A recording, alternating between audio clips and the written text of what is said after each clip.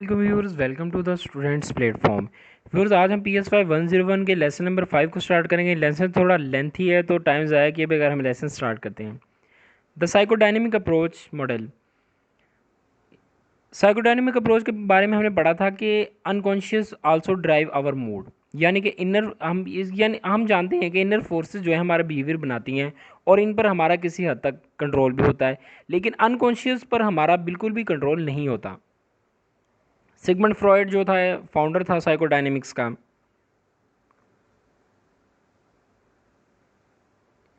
Significance देखते हैं psychodynamic approach की। 20वीं सदी में ये अप्रोच एक रेवोल्यूशन के तौर पर सामने आई और इस पर बहुत ज़्यादा काम होने लगा। Behaviour depend of unconscious. जहनी बीमारी इंसान के बिहेवियर पर असरअंदाज होती है। All behaviours are not rational. बहुत से बिहेवियर जो इरेशनल भी होते हैं। हमारा मूड रोज़मर्रा की ज़िंदगी की वजह से बनता है। हमारी जो कंपनी कैसी है, हमारा इंटरपर्सनल रिलेशन कैसा है, ये सब चीज़ें जो हमारे बिहेवियर पर, हमारे मूड पर डिपेंड करती हैं। आगे फ्रॉइड, सिगमंड फ्रॉइड जो है फाउंडर है साइकोएनालिसिस का। इसके बारे में ये बायोग्राफिकल स्केच है जो बिल्कुल भी इम्पोर्टेंट नहीं है। बायोग्राफिकल स्केच के अंदर कहाँ क्या क्या रिसर्च की, कहाँ कहाँ गया, ये किस किस लैब में रिसर्च की, क्या इसकी क्वालिफिकेशन, सारी चीज़ें इसके अंदर लिखी हैं। एक इसने बुक लिखी थी स्टडीज़ ऑन हिस्टीरिया, ये इंपॉर्टेंट, इसको जहन में रखिएगा। Foundation of psychodynamic approach. पहली है साइकिक डिटर्मिनेशन, मतलब इंसान का बिहेवियर बहुत सी रीजंस की वजह से बना होता है जो कि इसके माइंड में होती हैं। रोल ऑफ कॉन्शियसनेस, जो अनकॉन्शियस है फोर्सेस जो हैं वो इंसान के बिहेवियर को बनाने में अहम किरदार अदा करती हैं। कंटिन्यूटी ऑफ नॉर्मल एंड अब नॉर्मल बिहेवियर। नॉर्मल और अब नॉर्मल बिहेवियर जो हैं वो डिग्री के अंदर डिफरेंट होते हैं, काइंड में डिफरेंट नहीं होते। Emphasis on clinical observation. Clinical observation case मतलब studies were the main source of data. Excuse me. अच्छा, इसके अंदर कह रहा है कि क्लिनिकल ऑब्जर्वेशन जो है, केस स्टडी जो है ना, बहुत ज़्यादा इंपॉर्टेंट है। इसने इंट्रोड्यूस कराया साइकोडायनेमिक्स ने एक क्लिनिक के अंदर, बाकायदा क्लिनिक के अंदर थेरापिस्ट जो है एक पेशेंट की थेरापी करे।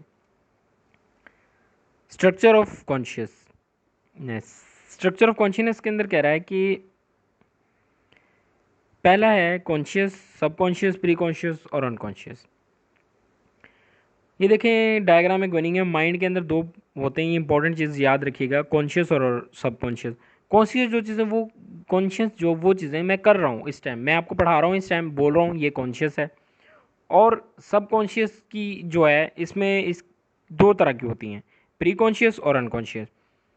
प्री कॉन्शियस कॉन्शियस जो है कि मेरे माइंड में है कि अभी मैं आपको ये चीज़ साइकोलॉजी का लेक्चर पढ़ा रहा हूँ, उसके बाद मेरे जहन में होगा कि इसके बाद कौन सा लेसन पढ़ाना है, वो भी मेरे जहन में चल रहा है। किसके रिलेटेड लेक्चर बनाना है या फिर क्या काम करना है मैंने इसके बाद, वो मेरे जहन में चल रहा है। वो है प्री कॉन्शियस। और अनकॉन्शियस जो है वो ये है कि मुझे पता नहीं है, मुझे याद नहीं है, लेकिन मेरे माइंड के किसी कोने में बैठा हुआ है। मेरे पास का कोई भी एक्सपीरियंस, मतलब जो कि मेरे बचपन में हुआ, जो मैं भूल गया हूँ, लेकिन माइंड के अंदर किसी जगह पे वो बैठा हुआ है अभी तक, ये अनकॉन्शियस है। Dreams in Freudian approach. Dream कह रहा है कि ये बंदे की अनकॉन्शियस होते हैं, बंदे की डिज़ायर्स होती हैं जो उसको ख्वाब की शक्ल में नज़र आती हैं। दो तरह के होते हैं ड्रीम, मैनिफेस्ट और लेटेंट। मैनिफेस्ट जो होते हैं वो ज़ाहिर होते हैं, अपीरेंट होते हैं, जनरल सिंपल ड्रीम्स होते हैं जो चीज़ बंदे को समझ आते हैं जो। और जो दूसरे होते हैं मैनिफेस्ट जो होते हैं, लेटेंट होते हैं जो, वो हिडन होते हैं, उनके पीछे कोई कहानी छुपी होती है, उनकी बंदे को समझ नहीं आती। वो फिर ख्वाबों की ताबीर, जिस तरह लोग पूछते हैं कि मैंने ये ख्वाब देखा, उसकी ताबीर क्या है, मतलब ख्वाब कोई और होता है और उसकी ताबीर कोई और होती है।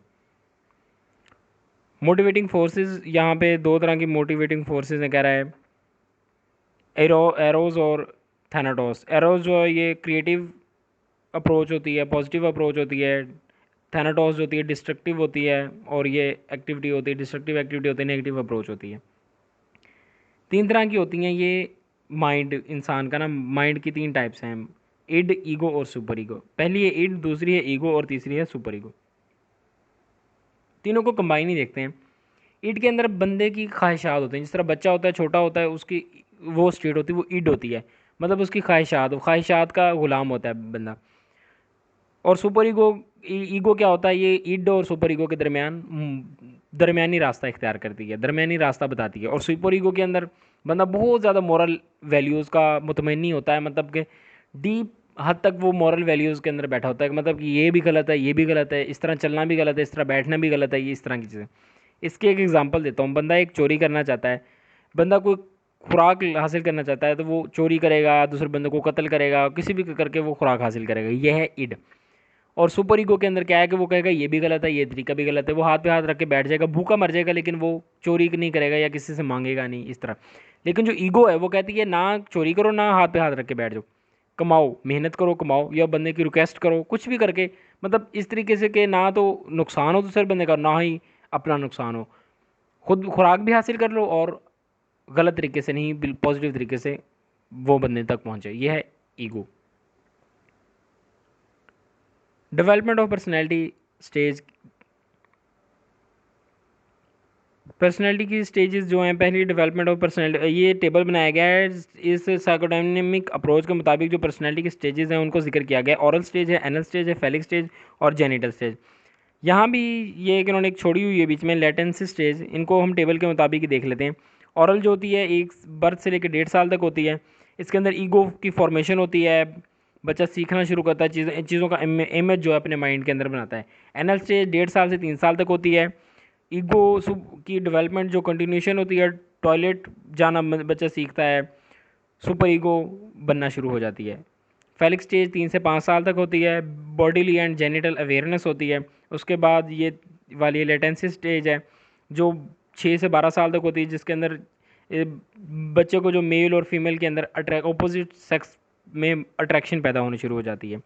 आखिरी है जेनिटल स्टेज है, ये 12 के बाद फिर टिल लाइफ एंड तक सिंबॉलिक ग्रेटिफिकेशन होती है। बंदे को पता होता है कि उसकी क्या क्या डिज़ायर्स हैं, क्या गोल्स हैं, वो फिर अपने गोल्स को पूरा करने की कोशिश में लगा रहता है इस स्टेज के अंदर। एनजाइटी का, एनजाइटी बार बार यूज़ होगा, गौर से सुनिएगा। बेचैनी ये तब पैदा होती है जब इंसान खुद को ख़तरे में महसूस करता है, जब ईड की ज़रूरत महसूस होती है, या कोई भी ख्वाहिश पूरी करने के लिए ज़रूरत महसूस हो, मसलन भूख लगे तो एनजाइटी की हालत पैदा हो जाती है। डिफेंस मैकेनिज्म है, मतलब एनजाइटी किन किन हालत में पैदा होती है और बंदा एनजाइटी में क्या करता है। पहला है रिप्रेशन।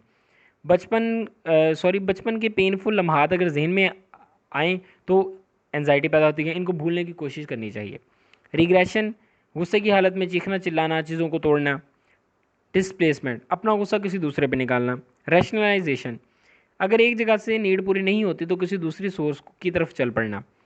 डैनियल, किसी चीज़ की खामी को इग्नोर करना, ये जानते हुए कि सिगरेट पीना नुकसानदेह है फिर भी इसे पीना। प्रोजेक्शन, नंबर 6 पर, कोई गलत काम करना और ख़ुद को मुतमईन करने के लिए मुख्तलिफ बहाने तलाश करना। अगर कोई बंदा रिश्वत देता है तो कहता है भाई रिश्वत तो लेनी पड़ती है, पे से ज़रूरत पूरी नहीं होती। आखिरी है सब्लिमेशन, एक चीज़ आपको बुरी लगती है लेकिन फिर भी आप ये चीज़ शो नहीं करते, किसी इंसान को डिसलाइक करते हैं लेकिन इसे बहुत दोस्ताना तरीके से आप मिलते हैं। Psychotherapy, psychoanalysis, long term treatment of patient, meeting interviews of patient to understand his issues. Target इसमें चीज़ है to explore unconscious motivation, conflicts और डिज़ायर्स, उसके मसले मसाइल को देखना, समझना कि क्या, जानना। गोल क्या है, पेशेंट को रियलाइज़ कराना कि इसकी एक इड है, इसका एक स्पेसिफिक बिहेवियर है, इसकी ईगो है। अंडरस्टैंडिंग रिप्रेशन, पेशेंट की इनर प्रॉब्लम्स क्या हैं, इसकी बॉडी के इनर मसाइल को, वो किन मसाइल को फेस कर रहा है patient. Intervention used in psychotherapy, पहली है फ्री एसोसिएशन, पेशेंट के साथ ऐसा रिलेशन बनाना कि वो थेरापिस्ट के साथ सब मसाइल शेयर करे अपने। उसके बाद यहाँ पे कैथारसिस का वर्ड यूज़ हुआ है, ये मैं हाईलाइट कर रहा हूँ, ये वाला,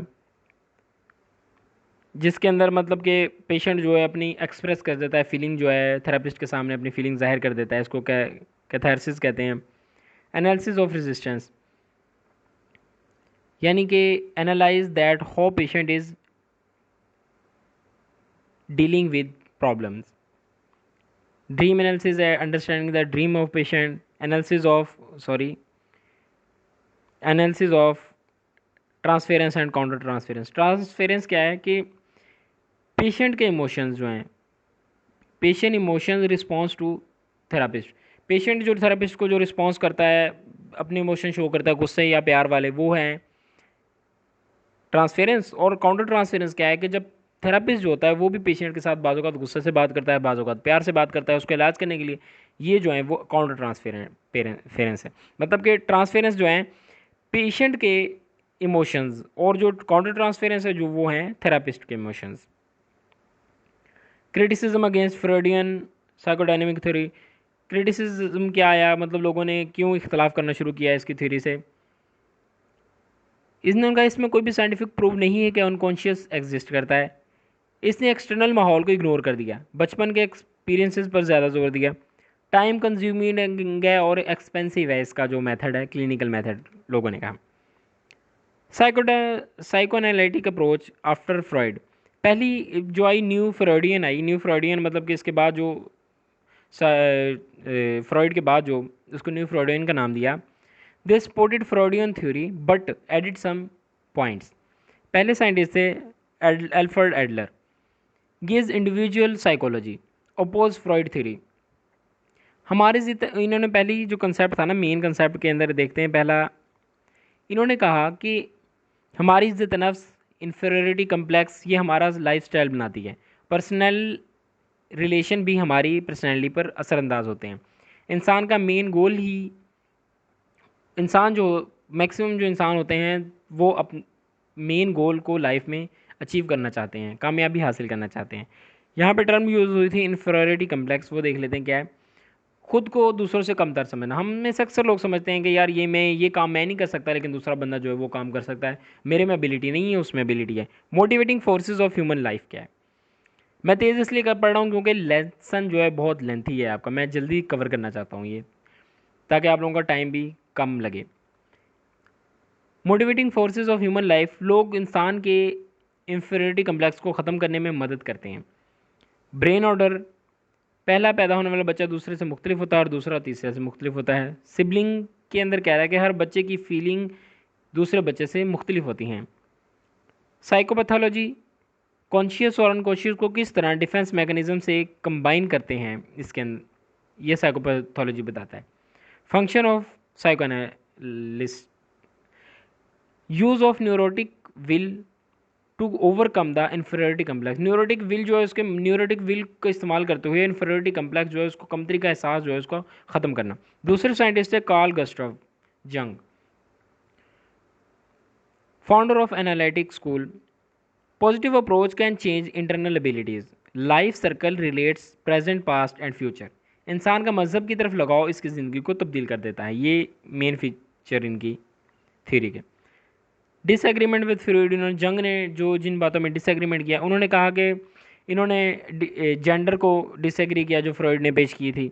उसके बाद इन्होंने नेचर ऑफ अनकॉन्शियस को डिसएग्री किया इसके साथ. अच्छा, मेन जंग कंसेप्ट, जंग का मेन कंसेप्ट क्या है.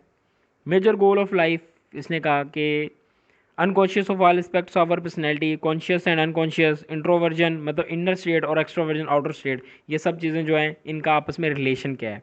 लिबिडो क्या है, energy for personal growth and development. इंसान की ख्वाहिश, उसकी एनर्जी अंदर की जो वो चाहता है कि वो कोई चीज़ हासिल करना चाहता है, कुछ अचीवमेंट चाहता है, तो वो उसको हम उस एनर्जी को लिबिडो कहते हैं. टाइप्स ऑफ अनकॉन्शियस, पर्सनल और कलेक्टिव. पर्सनल तो वही जो उसके अंदर की बंदे की अनकॉन्शियस होती है वो पर्सनल. कलेक्टिव जो होती है वो एनवायरनमेंट और इर्द लोगों के साथ की वजह से जो उसके माइंड में अनकॉन्शियस बनती है वो कलेक्टिव होती है. आर्क्यूटाइप क्या है, इंसान का थिंकिंग और उसकी कॉन्शियस का मजमुआ आर्क्यूटाइप कहलाता है. कैरन हॉर्नी, फीमेल साइंटिस्ट थी, साइकोलॉजिस्ट थी ये. मेन कंसेप्ट इसका क्या है कि इसने कहा कि इसने एग्री किया फ्रॉइड के साथ लेवल ऑफ अनकॉन्शियस एंजाइटी. उन्होंने चाइल्डहुड एक्सपीरियंसेस और सोशल इंटरेक्शन पर एम्फेसाइज किया. फ्रॉइड के साथ डिसएग्रीमेंट उन्होंने किया था, ये आप देख लीजिएगा कि ये आपके सामने मैं पास करता हूँ थोड़ी देर के लिए, इसको पढ़ लें, सेम है, एज इट इज़ ही है, सिंपल है. Main concept in Horney's theory, basic anxiety. पहला जब बच्चा अकेलापन महसूस करता है तो इसमें एनजाइटी पैदा होती है। ये चीज़ वालिदैन ही बाकायदा केयर से ख़त्म कर सकते हैं इसके अंदर। बेसिक हॉस्टिलिटी, ज़ाती बुनियादी दुश्मनी बच्चों में सख्त पैदा होती है जब वालिदैन बच्चों से बहुत ज़्यादा स्ट्रिक्ट होते हैं। इनका बात बात पर इसको सजा देते हैं, बच्चे अंदर ही अंदर अग्रेसिव होते जाते हैं। Social interaction and interpersonal styles, तीन तरह के लोग होते हैं। मूविंग अवे फ्रॉम अदर्स, जो दूसरों से लहदा रहना पसंद करते हैं। मूविंग टुवर्ड अदर, जो लोगों के साथ मिलजुल कर रहना चाहते हैं। मूविंग अगेंस्ट अदर, जो लोगों के ऊपर कंट्रोल रखना चाहते हैं, उनके अगेंस्ट जाते हैं, उनको रिप्रेस करने की कोशिश करते हैं। न्यूरोसिस, जहनी दबाव या कॉन्फ्लिक्ट जो होते हैं वो ज़रूरी नहीं कि बचपन के एक्सपीरियंसेस की वजह से ही हों, ये जो हैं इंटरपर्सनल रिलेशन की वजह से भी हो सकते हैं। Relation with the real self and ideal self, real और आइडियल सेल्फ जो है कि जो मैं हूँ वो रियल सेल्फ है और जो मैं बनना चाहता हूँ वो आइडियल सेल्फ है। एग्जाम्पल रिलेवेंट तो नहीं है इसके, लेकिन आपको समझ आ जाएगी इस एग्जाम्पल से कि एक बंदा जो है एग्ज़ाम में 100 नंबर हासिल करना चाहता है, तो वो क्या है, वो आइडियल सेल्फ है, लेकिन आते कितने हैं 80, वो उसकी रियल सेल्फ हो गई। Goals of therapy, Karen Horney की थेरापी के गोल्स क्या हैं कि उस आइडियल और रियल सेल्फ में हम आंगी बहुत ज़रूरी है। किसी भी प्रॉब्लम का हल चाहते हैं तो आइडियल और रियल सेल्फ के रिलेशंस को समझना होगा। मैं उम्मीद करता हूँ कि आपको समझ आ गई होगी। लेसन लेंथी था, फिर भी मैंने कोशिश की है जितनी जल्दी हो सके ख़त्म कर दूँ। मिलते हैं नेक्स्ट लेसन में। टिल देन टेक केयर, अल्लाह हाफिज़।